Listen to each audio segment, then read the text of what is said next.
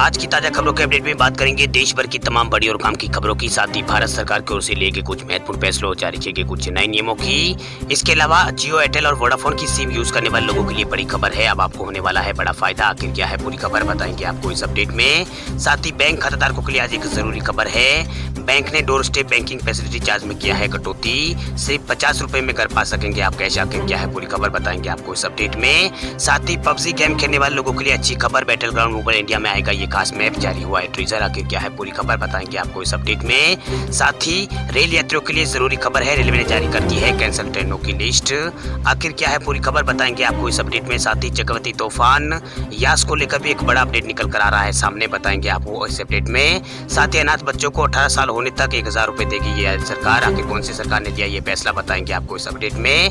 साथ ही केंद्रीय कर्मचारियों के लिए आज एक खुश खबरें निकल कर आ रही है सामने, बताएंगे आपको इस अपडेट में। साथ ही यहाँ पर इस राज्य में सरकार ने होम आइसोलेशन पर लगाई है रोक, मरीजों को अब जाना होगा कोविड सेंटर। आखिर क्या है पूरी खबर बताएंगे आपको इस अपडेट में। साथ ही देश के इस राज्य में अब महंगा होने वाला है पान मसाला, बीड़ी, सिगरेट और गुटखा, सरकार लगाएगी नया शुल्क। आखिर क्या है पूरी खबर बताएंगे आपको इस अपडेट में। साथ ही कोरोना कर्फ्यू और लॉकडाउन को लेकर भी कुछ बड़ी खबरें निकल कर आ रही है, बताएंगे आपको एक एक कर इस अपडेट में। साथ ही आज की तमाम बड़ी और काम की खबरों की बात करेंगे इस अपडेट में। बात करते हैं आज की पहली बड़ी खबर की, तो पंजाब नेशनल बैंक खाताधारकों के लिए जरूरी खबर। पीएनबी ने डोर स्टेप बैंकिंग की फैसिलिटी का चार्ज घटाया, सिर्फ 50 रुपए में घर पा सकेंगे आप कैश। कोरोना की वजह से लगे लॉकडाउन और पाबंदियों को देखते हुए पंजाब नेशनल बैंक ने अपनी डोर स्टेप बैंकिंग सर्विस की दरों को कम कर दिया है। पीएनबी ने ट्वीट करके कहा है कि कोरोना संकट को देखते हुए उसने डोर स्टेप बैंकिंग के जरिए पैसे की निकासी के चार्ज को घटाकर 50 रुपए कर दिया है। इससे अब ज्यादा से ज्यादा लोग इस सुविधा का फायदा उठा सकेंगे। पीएनबी की ये छूट मई और जून महीने के लिए है। वही कोरोना संकट में लॉकडाउन की वजह से ये सेवा बहुत ही अहम यहाँ पर मानी जा रही है। वही पीएनबी के कस्टमर महीने में सिर्फ 2 बार इस सुविधा का फायदा उठा सकेंगे। इसके बाद उन्हें डोर स्टेप बैंकिंग का जो पुराना चार्ज है वो देना होगा। वही डोर स्टेप बैंकिंग में चेक ड्राफ्ट आदि ले जाने और नए चेक बुक के लिए आवेदन ले जाने और कैश की निकासी और जमा के साथ साथ लाइफ सर्टिफिकेट के आवेदन और डिलीवरी जैसी सुविधाएं मिलती है डोर स्टेप बैंकिंग के जरिए। भाई देश के लगभग सभी बड़े बैंक अपने ग्राहकों को डोर स्टेप बैंकिंग की सुविधा दे रहे हैं। इसके जरिए कैश निकालने, जमा कराने को लेकर कई तरह की सुविधा घर बैठे बैंक खाताधारकों को मिलती है। ऐसी सेवाएं Union Bank of India, Bank of Baroda और Bank of India, Canara Bank, Central Bank of India, Indian Bank और इंडियन ओवरसीज बैंक और यूको बैंक और बैंक ऑफ महाराष्ट्र और पंजाब एंड सिंध बैंक अपने ग्राहकों को डोर स्टेप बैंकिंग की सुविधा देते हैं। अब बात करते हैं अगली खबर की, तो महाराष्ट्र सरकार ने होम आइसोलेशन पर लगाई है रोक, मरीजों को जाना होगा कोविड सेंटर। महाराष्ट्र सरकार ने होम आइसोलेशन पर रोक लगा दी है, जिसके बाद नए मरीजों को कोविड सेंटर जाना होगा। ये फैसला महाराष्ट्र के 18 जिलों में लागू होगा। इस फैसले के बारे में जानकारी देते हुए राज्य के स्वास्थ्य मंत्री ने बताया है कि राज्य के 18 जिलों में होम आइसोलेशन पर रोक लगाने का फैसला लिया गया है। ये वो 18 जिले हैं जहां पॉजिटिविटी रेट काफी ज्यादा है। ऐसे में इन जिलों के मरीजों को कोविड सेंटर जाना होगा। घर पे उन्हें इलाज नहीं दिया जाएगा, उन्हें होम आइसोलेशन में रहने की इजाजत नहीं दी जाएगी। वहीं राज्य के स्वास्थ्य मंत्री ने कहा है कि राज्य में पॉजिटिविटी रेट 12% है, जबकि रिकवरी रेट 93% है। इसी के साथ उन्होंने ब्लैक फंगस को राज्य में महामारी घोषित कर दिया है। उन्होंने कहा है कि फिलहाल राज्य में 2245 ब्लैक फंगस के मामले आए हैं। ब्लैक फंगस से पीड़ित सभी मरीजों का इलाज महात्मा ज्योतिबा फुले जन आरोग्य योजना के तहत फ्री यहाँ पर किया जा रहा है। अब बात करते हैं अगली खबर की, तो पबजी गेम खेलने वाले लोगों के लिए अच्छी खबर, बैटल ग्राउंड मोबाइल इंडिया में आएगा ये खास मैप, जारी हुआ है टीजर। क्रॉपटॉन कंपनी अपने नए game battle ground mobile India को अगले महीने लॉन्च करने की तैयारी कर रही है। लगभग 10 जून के आसपास ये गेम लॉन्च हो सकता है। कुछ समय पहले ही क्रॉपटॉन ने गेम का एक मैप टीज यहाँ पर जारी किया था, जो सनहोक मैप जैसा लगता है। अब कंपनी एक और मैप यहाँ पर कंपनी ने टीज किया है, जो पुराने गेम पबजी मोबाइल के पॉपुलर जो मैप है उसके जैसा यहाँ पर दिखता है। जानकारी के लिए बता दें कि भारत में पबजी मोबाइल को पिछले साल बैन कर दिया गया था। कंपनी इस गेम को अब बैटल ग्राउंड मोबाइल इंडिया के नाम से रिलॉन्च कर रही है। ये 10 तारीख तक ये लॉन्च हो सकता है, 10 जून के आसपास ये लॉन्च हो सकता है। वही नए battle ground mobile India game का रजिस्ट्रेशन गूगल प्ले स्टोर पर 18 मई से शुरू हो गया है। इसमें यहाँ पर पबजी का जो गेमलैंड है, जो मतलब मैप है, वो आने की संभावना है। वही पबजी मोबाइल का पुराना और सबसे पॉपुलर मैप है, वो यहाँ पर आने वाला है इसके अंदर। वही डेवलपर ने अभी ये साफ नहीं किया है कि ये मैप पिछले मैप जैसा होगा या फिर अलग होगा। इसके बारे में कोई जानकारी नहीं दी, लेकिन जो टीजर हुआ है जारी उसमें यही लग रहा है।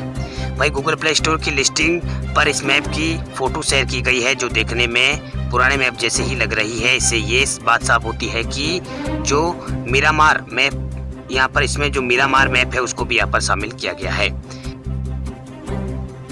चलिए बात करते हैं अगली खबर की। तो केंद्र सरकार के कर्मचारियों के लिए खुशखबरी, सरकार ने दुगना किया है डीए।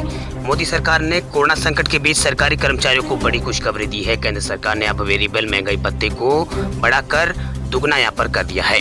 ये पहले 105 रुपए था, उसे बढ़ाकर अब 210 रुपए कर दिया गया है। आपको बता दें कि श्रम एवं रोजगार मंत्रालय के इस कदम से देश भर के करीब 1.5 करोड़ से अधिक केंद्रीय कर्मचारियों को पीएफ और ग्रेच्युटी जो उनकी है वो यहाँ पर बढ़ जाएगी। इसके साथ ही केंद्रीय कर्मचारियों और वर्करों के न्यूनतम मेहनताने में भी बढ़ोतरी यहाँ पर होगी। आपको बता दें कि वेरिएबल डीए उन 1.5 करोड़ लोगों को मिलेगा जो केंद्र सरकार के अधीन काम करते हैं। श्रम मंत्रालय के इस फैसले का फायदा केंद्रीय कर्मचारियों, रेलवे कर्मचारियों और खनन, ऑयल फील्ड, बंदरगाह के कर्मचारियों को मिलेगा। साथ ही इसका फायदा कॉन्ट्रैक्ट और कैजुअल वर्कर्स दोनों को यहाँ पर मिलेगा। अब बात करते हैं अगली खबर की। तो जियो, एयरटेल और वोडाफोन के ग्राहकों के लिए जरूरी खबर, होने वाला है आपका बड़ा फायदा। जियो, एयरटेल और वोडाफोन के ग्राहकों के लिए खुशखबरी है, जल्दी आपको बड़ा लाभ होने वाला है। हम ऐसा इसलिए कह रहे हैं क्योंकि जल्द ही ग्राहकों की बड़ी परेशानी खत्म होने वाली है। दरअसल मोबाइल फोन उपभोक्ता जल्द ही ओटीपी आधारित सत्यापन के जरिए अपने फोन कनेक्शन को प्रीपेड से पोस्टपेड या फिर पोस्टपेड से प्रीपेड में बदल सकेंगे। दूरसंचार विभाग के एक नोट के अनुसार इसके लिए ग्राहकों को अपने सिम कार्ड भरने की अब जरूरत नहीं होगी। वही उद्योग संगठन secular operator association of India ने दूरसंचार विभाग को इस व्यवस्था के लिए प्रस्ताव यहाँ पर किया है। वह विभाग ने दूरसंचार ऑपरेटरों को इसके लिए अवधारणा प्रमाण पत्र यानी पीओसी पर काम करने के लिए कहा है। वही दूरसंचार विभाग की नोट में कहा गया है कि ओटीपी के जरिए कनेक्शन में बदलाव कर अंतिम फैसला पीओसी के नतीजों पर निर्भर करेगा। वही दूरसंचार विभाग के एडीजी ने 21 मई को एक नोट जारी करके कहा है कि दूरसंचार सेवा प्रदाता प्रीपेड कनेक्शन को पोस्टपेड या फिर पोस्टपेड से प्रीपेड में बदलने के लिए प्रक्रिया के तहत पीओसी पर यह काम करेंगे। अब बात करते हैं अगली खबर की। तो कोरोना संकट के बीच बिहार की सरकार का बड़ा फैसला, अनाथ बच्चों को 18 साल तक का होने पर हर महीने 1000 रुपए देगी बिहार की नीतीश कुमार सरकार। कोरोना के कारण बिहार में बड़ी संख्या में लोगों ने जान गंवाई है। ऐसे समय में बिहार सरकार उन सभी बच्चों की सहायता करने के लिए आगे आई है जो अनाथ हो गए हैं। वह अनाथ हुए सभी बच्चों को सरकार 18 साल तक होने पर हर महीने 1000 रुपए की सहायता यहाँ पर देगी। ये राशि समाज कल्याण विभाग की तरफ से परिवरिश योजना के तहत यहाँ पर बच्चों को दी जाएगी। वही बच्चों को मदद पहुंचाने के लिए समाज कल्याण विभाग ने जिलाधिकारियों को आवेदन लेने के आदेश यहाँ पर जारी कर दिए हैं। वही इस योजना के तहत सभी आंगनबाड़ी सेंटर के जरिए अनाथ बच्चों के आवेदन लिए जाएंगे। जिला प्रशासन द्वारा नामों की अंतिम सूची तैयार कर मदद यहाँ पर पहुंचाई जाएगी। सहायता राशि जरूरतमंद बच्चों के खाते में सीधी यहाँ पर डाली जाएगी। ये बिहार सरकार ने बड़ा फैसला लिया है। वही बिहार सरकार के समाज कल्याण विभाग के जरिए परवरिश योजना के तहत बच्चों को लाभ पहुंचाने का ये कार्यक्रम है। वैसा परिवार जिनका नाम बीपीएल सूची में दर्ज हो, जिसकी वार्षिक आय 60,000 रुपए से कम हो, वैसे सभी बच्चे जो अनाथ और बेसहारा हो गए हैं या फिर नजदीकी रिश्तेदार के साथ रह रहे हैं, उसे भी ये मदद यहाँ पर दी जाएगी। एड्स और कुष्ठ रोग से पीड़ित बच्चों को भी ये सहायता यहाँ पर दी जाएगी। अब बात करते हैं अगली खबर की। तो महाराष्ट्र सरकार ने होम आइसोलेशन पर लगाई है रोक, मरीजों को जाना होगा अब कोविड सेंटर। महाराष्ट्र सरकार ने होम आइसोलेशन पर रोक लगा दी है, जिसके बाद नए मरीजों को कोविड सेंटर जाना होगा। ये फैसला महाराष्ट्र के 18 जिलों में लागू होगा।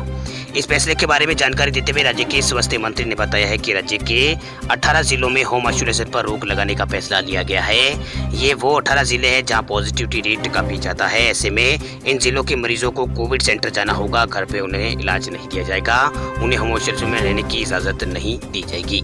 वही राज्य के स्वास्थ्य मंत्री ने कहा है कि राज्य में पॉजिटिविटी रेट 12% है, जबकि रिकवरी रेट 93% है। इसी के साथ उन्होंने ब्लैक फंगस को राज्य में महामारी घोषित कर दिया है। उन्होंने कहा है कि फिलहाल राज्य में 2245 ब्लैक फंगस के मामले आए हैं। ब्लैक फंगस से पीड़ित सभी मरीजों का इलाज महात्मा ज्योतिबा फूले जन आरोग्य योजना के तहत फ्री यहाँ पर किया जा रहा है। चलिए बात करते हैं अगली खबर की। तो रेल यात्रियों के लिए जरूरी खबर, रेलवे ने जारी कर दी है कैंसिल ट्रेनों की लिस्ट। भारतीय रेलवे ने यस तूफान के चलते कुछ ट्रेनों को कैंसिल कर दिया है। इसमें कुछ पैसेंजर और कुछ स्पेशल ट्रेनें भी शामिल हैं, जिसमें आज और कल का अगर आपने टिकट कराया है तो पहले कैंसिल ट्रेनों की लिस्ट जरूर चेक कर ले। वही साउथ ईस्टर्न रेलवे ने ट्वीट करके इस बारे में जानकारी दी है। रेलवे ने बताया है कि अगर वे तूफान के दौरान इन ट्रेनों का संचालन करते हैं तो कुछ अनहोनी होने की संभावना है। इस वजह से इन ट्रेनों को कैंसिल करने का फैसला लिया गया है। वहीं साउथ ईस्टर्न रेलवे ने ट्वीट करके लिखा है कि 12 ट्रेनों को कैंसिल कर दिया गया है, जिसमें 8 पैसेंजर ट्रेनें हैं और 4 स्पेशल ट्रेनें शामिल हैं। आपको बता दें कि ये ट्रेनें हावड़ा और गोमा, खड़गपुर और आसनसोल और रांची और राउरकेला और भुवनेश्वर के बीच ये ट्रेन चलाई जाती है। इनको यहाँ पर कैंसिल कर दिया गया है। इसकी लिस्ट रेलवे की ओर से जारी कर दी गई है। चलिए बात करते हैं अगली खबर की। तो राजस्थान में महंगा होगा पान मसाला, बीड़ी, सिगरेट, गुटखा, गहलोत सरकार लगाएगी नया शुल्क। राजस्थान की गहलोत सरकार लॉकडाउन में पेट्रोल डीजल से राजस्व में आई कमी को पूरा करने के लिए अब पान मसाला, तंबाकू, बीड़ी, सिगरेट और गुटखे के आवागमन पर शुल्क लगाने जा रही है। मुख्यमंत्री अशोक गहलोत के निर्देश पर राज्य के वित्त विभाग प्रस्ताव तैयार वित्त विभाग ने यहाँ पर कर दिया है। वही प्रस्ताव को जल्द ही मुख्यमंत्री से हरी झंडी मिलने की उम्मीद है। राज्य सरकार के इस फैसले से कोरोना काल में प्रदेश में महंगे दामों पर बेचे जा रहे पान मसाला, बीड़ी, सिगरेट, गुटखा, तंबाकू तथा दूसरे जो उत्पाद है उनके दामों में उछाल आएगा। वही कोरोना लॉकडाउन के दौरान आम वाहन जो संचालक है उनको पेट्रोल डीजल भरवाने का जो समय है वो सुबह 6 से 12 बजे तक तय किया गया है। इसके चलते सरकार के खजाने को काफी यहाँ पर चपत लगी है। इसके साथ ही कोविड-19 के कारण सरकार की वित्तीय हालत और भी यहाँ पर खराब हो गई है। राज्य में पिछले साल लॉकडाउन की अवधि के बाद पान मसाला, गुटखा, तंबाकू, बीड़ी और सिगरेट पर लगा प्रतिबंध हटा लिया गया था और शर्तों के साथ इनकी बिक्री की अनुमति पिछले साल यहाँ पर दी गई थी। वही वित्त विभाग ने आवागमन शुल्क से 400 करोड़ राजस्व प्राप्त का यहाँ पर लक्ष्य रखा है। वही प्रदेश में 10 मई से 24 मई तक लॉकडाउन लागू रहा। इसके बाद सरकार ने इस लॉकडाउन की अवधि को 8 जून तक के लिए बढ़ा दिया है। इस अवधि के दौरान पेट्रोल डीजल से आने वाले राजस्व में भारी कमी आई है। इसी कमी की भरपाई के लिए मुख्यमंत्री के निर्देश पर वित्त विभाग ने ये कार्य योजना बनाई है। प्रदेश में लॉकडाउन के बीच पान मसाला, बीड़ी, सिगरेट, गुटखा, तंबाकू की जमकर कालाबाजारी राजस्थान में हो रही है। अब बात करते हैं देश भर के कोरोना आंकड़ों की। तो देश में 13 अप्रैल के बाद 2 लाख से कम केस दर्ज हुए हैं। आज पिछले 24 घंटों में 3511 लोगों की हुई है मौत। देश में कोरोना महामारी के मामलों में अब गिरावट दर्ज की जा रही है। जो नए मामले हैं उनमें गिरावट दर्ज हो रही है। पिछले 24 घंटों में कोरोना के 1,96,000 के आसपास नए मामले भारत में सामने आए हैं। बड़ी बात यह है कि देश में आखिरी बार कोरोना के 2 लाख से कम केस 13 अप्रैल को आए थे। तब देश में कोरोना के 1,84,000 मामले दर्ज किए गए थे। कल भारत में 3511 लोगों की मौत पिछले 24 घंटों में हुई थी। हालांकि 3,26,000 से अधिक लोग पिछले 24 घंटों में भारत के अंदर ठीक भी हुए हैं। वहीं भारत के अंदर जो टोटल अभी कोरोना के मामले हैं उनकी संख्या 2,69,48,000 पार हो गई है। वहीं डिस्चार्ज हुए लोगों की संख्या यानी ठीक हुए लोगों की संख्या 2,40,00,000 से ज़्यादा है। वहीं भारत में अब तक 3,07,000 से अधिक लोगों की मौत हो चुकी है। कुल एक्टिव केस भारत में 25,84,000 के आसपास है। वही कुल टीकाकरण भारत में 19,85,00,000 लोगों को हो चुका है।